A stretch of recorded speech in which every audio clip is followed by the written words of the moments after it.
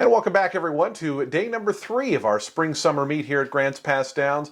Such a fun opening weekend. A big thanks to everyone who came out to the track. We had wonderful crowds on both Monday and Tuesday last week, and over $1 million in handle between the 2 days. So a huge thank you to everyone out there in horseplayer land who watched and played on our races. A year ago, doing $1 million on a weekend seemed unheard of here at Grants Pass Downs, because it was unheard of. And to be able to do that on opening weekend, awesome. So excited for week number 2, an 8-race card. One of the things I was really paying attention to last week with live racing at Grants Pass Downs was we had a lot of our horses who have been off since last year's Grants Pass Fall meet, and a number of horses who were coming back from Turf Paradise, Los Alamitos, Golden Gate, who maybe had a little bit of a fitness advantage. And we saw a pretty decent split of, fresh runners versus runners with a little more fitness. And it seemed like you could kind of win from either or. We saw a lot of horses go wire to wire. We did see some off the pace wins. Just a really, really fun weekend of racing. Of course, highlighted by a pair of opening week stakes, the Caveman Stakes on opening night. It was El Alto Hombre who rallied from just off the pace to get the win. And obviously a lot of people thinking about trainer David Hoover, who passed away recently. El Alto Hombre with a really, really good win on opening night. And then the Daily Courier Stakes on night number 2. I thought, we're going to take a look at the replay right now. I thought Jory Scriver made just an incredible move.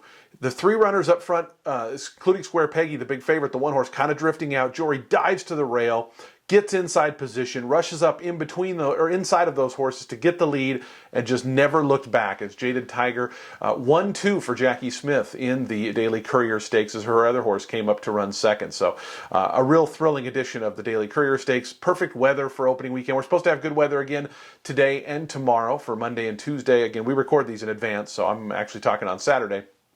But supposed to be sunny and 82, I think, on Monday, and a little bit of a cool down on Tuesday, and then actually supposed to be some rain later in the week, but we don't run later in the week, so we'll take the rain here in Southern Oregon. But let's take a look at this 8-race card. We kick off with the $4,000 claiming event. Tribal Impact right down on the inside, your 2-to-1 morning line favorite, and I think one that's going to get a fair bit of attention.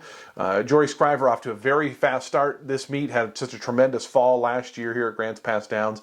And, Jory is an aggressive rider, and, have to think, this is a horse that hasn't shown a ton of speed, have to think she'll try to get some speed, going 6.5, having the rail advantage in a 3-turn race. I would assume they would want to kind of get somewhat close up. Right to her outside is Nice Guy's Finish, who was a Quinn Howey trainee who won last time out here for $2,500. Obviously steps up to $4,000 this time for new trainer Emilio Guerrero, who claimed the horse last time out. I wanted to make a note of Hashtag Bay. This is a race that it doesn't have a ton of speed, and Hashtag Bay going 6.5 just last week. I mean, one thing at Grants Pass, you'll see horses turn back on 6 or 7 days rest somewhat often, so we will see some horses that we saw last week back in today. But Hashtag Bay showed pretty good speed, got engaged, and really never gave it up. I mean, Aotearoa and AZ Rules, who finished first and second in that race, they were both heavy favorites. Like, they were clear favorites, and Hashtag Bay was a long shot compared to those two. So I thought if this one's able to get the lead, maybe a little bit extra fitness from that first start of the season, I thought maybe a horse that could spring a little bit of an upset if you're trying to beat the 1 or the 2 in race number 1 to kick off your $1 early pick 4. By the way, the late pick 4s last week, I think $15,000 for one of them and like $3,600 for the other. So awesome payouts. That dollar minimum makes a big, big difference. Races 2 and 3, 2 of our 3 quarter horse races. Our feature tonight is actually a quarter horse stake, which we'll talk about later. These are 2-year-old quarter horses. Most of them have not run before. You got a couple of horses flying by the number 2 here in this race, and in race 3, the number 5, One Dashing Rabbit, who have run. Quarter horses are not my area of specialty, and first-time quarter horses are really not my area of specialty, so I don't have a ton to say or any real thoughts to give you on this one. And so I thought I could either make it up and just kind of say something, or I could be truthful and say I'm going to be watching the 220-yard races. They should be exciting, full fields, both of them, and obviously a lot of these horses possibly hoping to get some experience before the Firecracker Futurity and races like that. I mean, you see a number of Oregon breds in here, but yeah, quarter horse races 2 and 3, both 220, both 2-year-old races, a lot of first-time starters. The jackpot pick 5, which no one had either the first 2 nights. Well, no one had the single ticket. One guy got beat right on the wire for the jackpot on night 2, but I think 11,000 plus in the carryover. Again, you have to be the only winning ticket to get the carryover here. The number one Wild Derby Days is a horse who was running against open allowance runners like Hold That Smile, Chase the Music, Chief's Little Pearl. We saw Chief's Little Pearl dominate on opening weekend. Last time ran against Chief's Little Pearl. This is a big class relief down to $3,200, and I think should make a pretty big difference for this one to be a contender in here. Winning Sound for Quinn Howie. This horse ran here a lot last year and did get a win in a non-winner of 3. This horse seems to be better when it shows speed, and there's not a ton of speed in this race. You have She's a Grinder, who's cutting back in distance a little bit, so it might make it a little harder for that one to get speed, even though it had shown a little more speed going 6.5. I thought Vision of the Cat was going to be ultra tough in this race, drawn to the outside. This is another one who didn't show much speed last year, but always seems to have a pretty good late kick.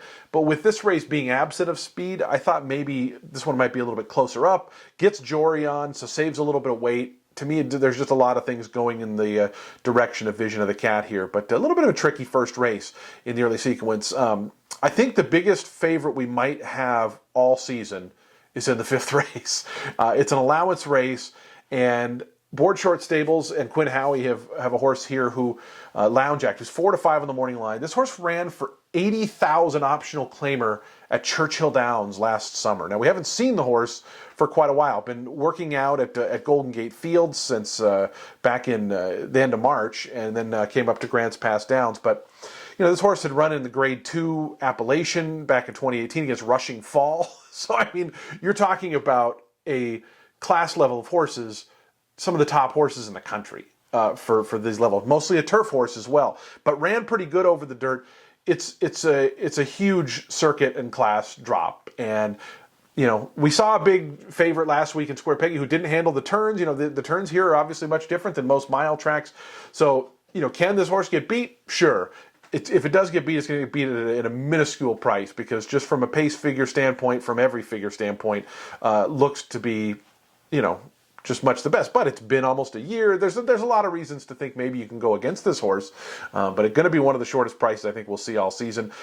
Want to mention number 4, the Champ is Flooring, who comes up from Turf Paradise. Jackie Smith got off to a really nice start. Won the stake, as I mentioned earlier, and had 3 seconds from 6 starts and a third. So was on the board in 5 out of 6. I mentioned it last week. Her horses were 29% off long layoffs coming into last week. So she has them fit, ready to run, and I thought her horse could make a little bit of noise. Feisty Town Lady is our first horse looking to go for 2 wins on the season. One on opening night at a big price, 20 to 1. Off a 3-year layoff, and now is going to come back. Another one who I think will try to be placed prominently, but it's a big gap between that favorite and everybody else, just from what we can see on paper. But it's a horse race. You got to run them. Race number 6, I thought the best race of the night in terms of wide open as far as making a case for horses. Not a ton of speed in here, which is a little unusual, right, for a 5.5 furlong, race on a half-mile track. At You Lover, to me, looks like probably the clear speed. I think Hot and Sassy, the number 2, is a little bit of the sneaky speed. This horse seems to run better when she's closer up, draws the inside for Jaime Lopez, or toward the inside, the 2-post position, and I think is going to send and maybe try to cut the corner. As you may have seen if you've been watching the races here, getting position in that first turn is so important, and you can win or lose your race in the first turn here at Grants Pass Downs. And so I thought Hot and Sassy was maybe positioned to find a good spot into the first turn. If she can't go with At You Lover, at least staying down to the inside, maybe being second or third early on, could make a big difference. Call Me Stormy, I thought we should mention the number 6, just because taking a little bit of a class drop here in terms of going from allowance back into claiming ranks. Horse broke the maiden for maiden optional, 20,000 last year. And I just think if ready to fire off the bench, could be a little bit dangerous here. And then number 10, Electric Elizabeth, is a horse we saw last week. Did not have a good start at all and was kind of wide going into the first turn, and still ended up running on to finish third, a respectable third against allowance runners. Interestingly, gets a trainer change here. Jorge Rosales, who had trained for Al Peterson quite often, again, we don't know. We just see it on the paper. Bill Hoff taking over the training this week. So interesting move there on the trainer switch from Rosales to Bill Hoff. But race 6, I think, a really interesting one. Our feature is a quarter horse stakes. It's the Mail Tribune Handicap at 350 yards, and we got some good ones in here. CM Boom Shakalaka, of course, was one of our top ones last year. He won the Emerald Challenge at Emerald Downs. He won a stake here. He's really fared well at Grants Pass. They went down to Los Alamitos, running in stakes at Los Al, some of the best quarter horses in the country, second beating a nose and third beating a half. So you're talking about a really good runner. It seemed like the 3 best horses, Warhawk, JL Rebel, and CM Boom Shakalaka, all drawn toward the inside, which is kind of interesting. And if you were looking for somebody maybe as a little bit of an upset figure, I thought Jess Ozzie was worth a look just because ran third in the Firecracker last year. I know Louisiana Bunny came back and ran on opening week and didn't run all that great, but came back and won a nice little stake here at Grants Pass Downs before hanging it up for the season. And if this horse moves forward as a 3-year-old, why not a contender in a race like this? The 8th and final race on the program, 5.5 furlongs. We get used to that 6.5 furlong finale, but just 5.5. The number 1, Fort York. Dan Kinney is having a real cold 2021. He's 0 for 26 right now on the year. But if you remember, when he came back to Grants Pass last year, he got hot pretty early. And so, he's running at Golden Gate Fields, and at least this horse was. But Dan's down at Turf Paradise a lot. Those are tough circuits. And this horse has a lot of speed, which I think can help it as well. We haven't seen this one on the main track very often, in fact, only twice in the career, and it wasn't all that great. So I was thinking this might be a little bit of a favorite to try to go against, if indeed the horse does go off favorite. I kind of like the number 4, Mob Jack, coming down from Los Alamitos for Rosales.